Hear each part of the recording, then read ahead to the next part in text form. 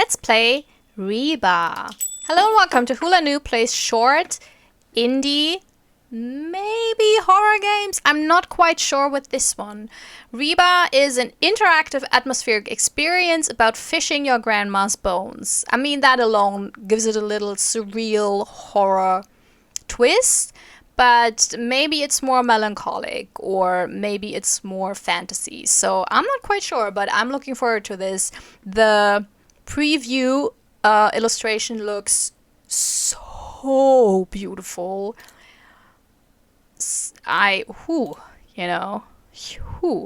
Full screen highly encouraged. I will do that. This game was made for the Global Game Jam, Malaga Jam 2021.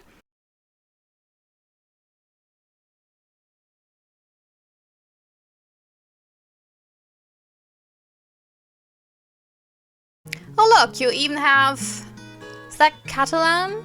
Spanish and English. Oh, look at this. Oh, God, I'm already, like, wowed. This was the preview image, and I thought this looks so pretty. So beautiful. Also that music. Wow.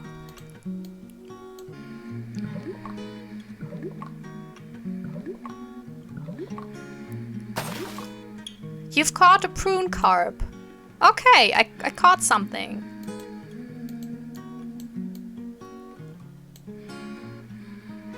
I can take things, but what can I do with them? Oh, there's a... Look, it's in the little pot. Okay, so I have to time this correctly. Yeah. And bam! You've caught a prune car already. Oh, so there's two. Plamp.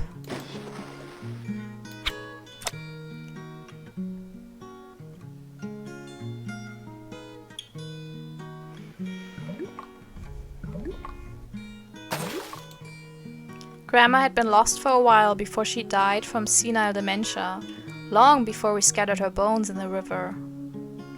When the doctors told us what she had, I just thought that she would lose her memories, but I didn't know that she would also lose her ability to be herself and to be present.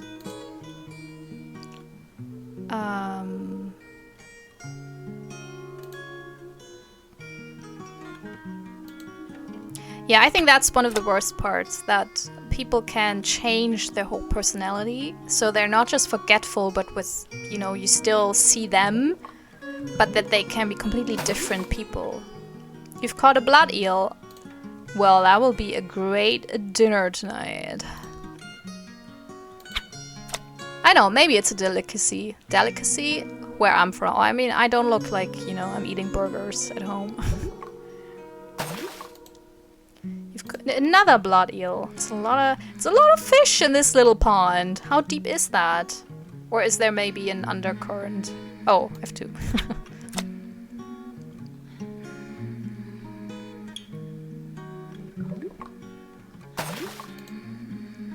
During her last days, she was always smiling, but it was such a strange smile, forced halfway between a smile and a grimace on the verge of bursting into tears.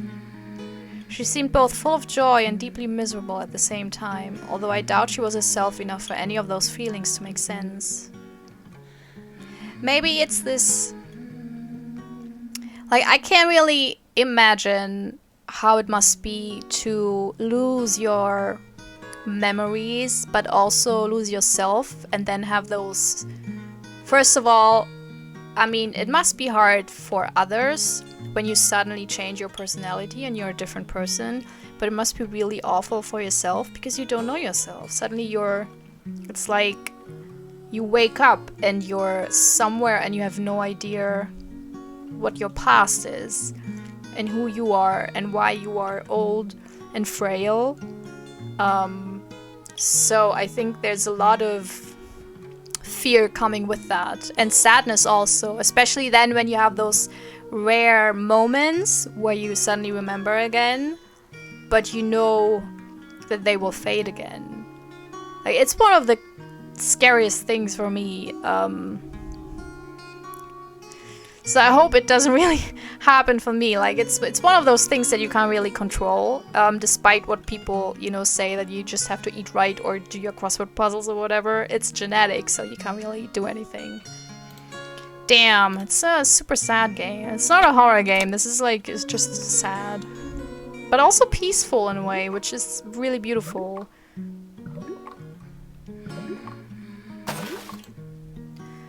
I don't know what was going through her head in her last moments, but whenever I looked at her in the eyes, I felt that there was no humanity left there for us to say goodbye to. By then, my dad and my grandpa were the ones feeling all the pain that she wasn't fit to know how to feel anymore. Yeah, I think it's... I mean, once you've forgotten everything, it's probably not as bad as being the one who remembers everything.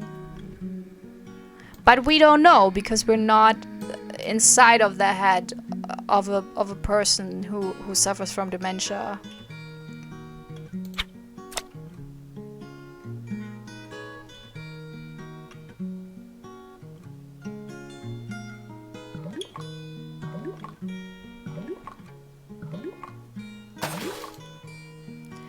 I felt like for every memory that she lost in the muddy water of her mind, my dad and grandpa would fish them out and treasure for themselves. During the last days before she passed away, they wouldn't stop telling me stories from when grandma was young. Meanwhile, she would be looking at us with that uncanny smile on her face. I mean, she sits there with strangers, and even if they're very nice strangers, they're strangers for her. Must be really just super scary.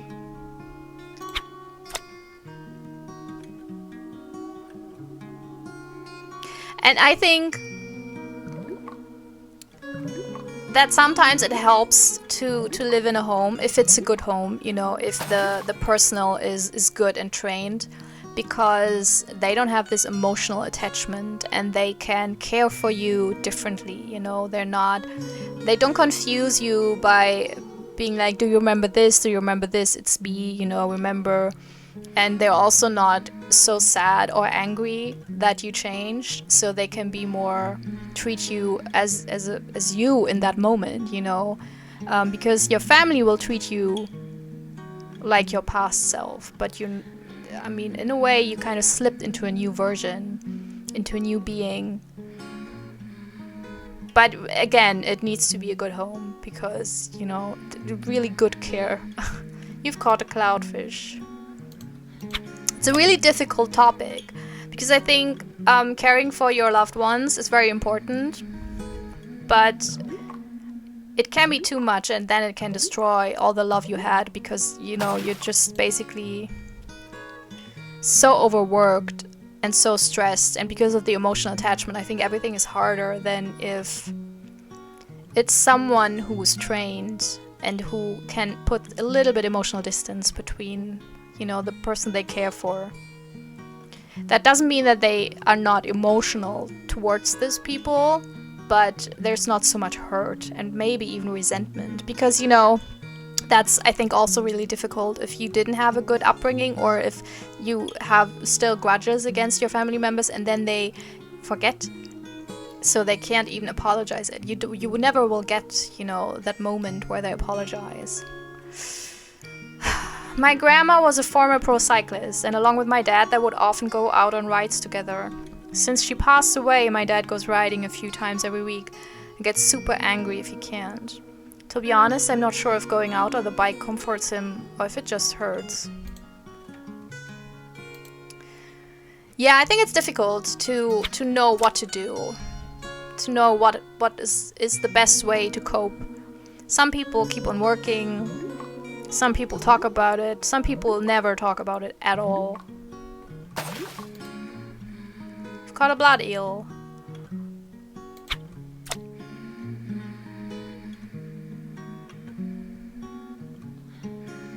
And you know, it's always hindsight is 20/20. I don't think there's a right way to grieve because everyone's different. And you never, when you're in the moment, you don't really know what's best. You only know what you can do at that point and what you want to do. And then maybe later on you realize it was the wrong way. Grandma was super picky about food. When Grandpa cooked, he had to make double, a meal for everyone and a special meal just for her. He didn't mind. He seemed genuinely happy to be able to spoil her every day. Every time I visit him now, we order takeout. He says that he's too old, that cooking is pointless for the little appetite that he has now.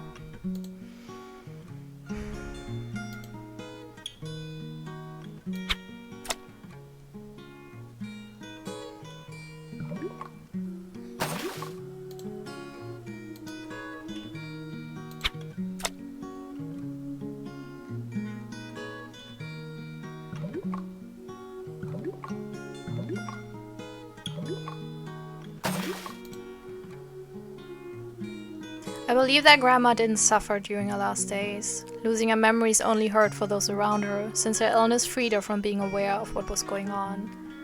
I keep her memories treasured too, but next to the memories of how my dad and Grandpa are feeling about her loss. This warmth that hurts a little will be with me until I die or until Grandma's illness takes over me too.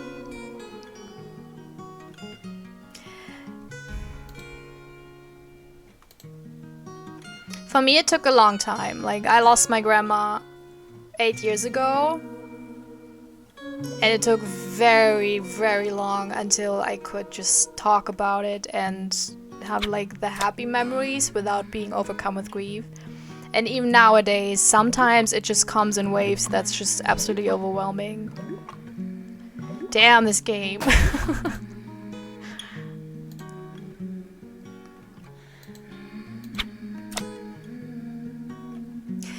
This game really shows, you know, how you can use this medium to tell different stories in different ways. Because this is, I never played a game like this, and I never seen a game like this played by another Let's Player. Because this is really just a very simple mechanic, you know, and with the music that's on loop and just very calm. So you just have this meditative moment to be for yourself, you know, you in front of the screen and also the protagonist, and you're fishing for those memories, and maybe it's actual memories from the developer, maybe it's a fiction, but they will stir up something inside of you, whether, you know, if you lost someone, obviously, you know, I think of my grandma now and I'm super sad about it. But people who haven't lost others, they maybe think about, you know, the fear that you always have of losing people. This is quite beautiful.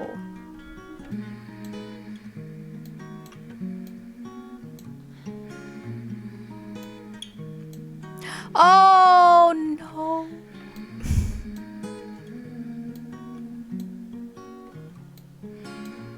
Oh god, that is beautiful.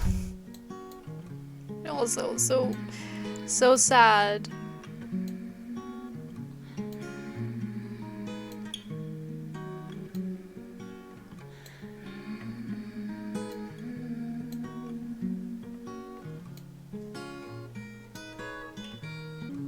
Yeah, so I think this is the end of the game because the last one was the skull. Sorry, I wish my cats wouldn't make such a fuss right now because this is a really emotional game, very melancholic game, and my cats are like, feed us! That's them. This is beautiful. I think this is a great experience. I basically already said what I wanted to say about this game. I think it's a great meditation on grief, but also not just the negative parts, but also the positive parts and how it affects people differently. And it's a very short experience, but still, you know, you can just sit here and just catch fish for the rest of the night if you want to. The music is very beautiful. The illustration is just absolutely gorgeous, and I think it's a great game. I hope the developer tries some other things, because this is the kind of game experience, you know, that's... I like stories that, you know, sometimes rely more on calmness, you know, and not really on plot or shoot something or whatever, and that give you time to just be there and experience something. The fact that you can, you know, put the flowers on Basically, this is kind of a grave is also such a beautiful little idea. Yeah, this is very gorgeous. Made me very emotional. I had to kind of talk over it so I won't get teary-eyed. Yeah, so thank you very much for this experience. I will put the link to the game in the liner notes if you want to play it yourself. And you know, you can comment on it how you liked it, and maybe you know some other games that are like this, that are short and sweet. Maybe even a bit spoopy. I don't know, but it doesn't have to be. So yeah, but I hope you had a good time. I hope this wasn't hard to watch, because I think remembering people that have passed, or being reminded that people will pass that you're close to, is always very difficult, and can be super hard when you're not expecting it. So I hope I remember to put a notifier at the beginning of the game. Yeah, I hope you have a wonderful day, and maybe see you soon. Bye bye bye.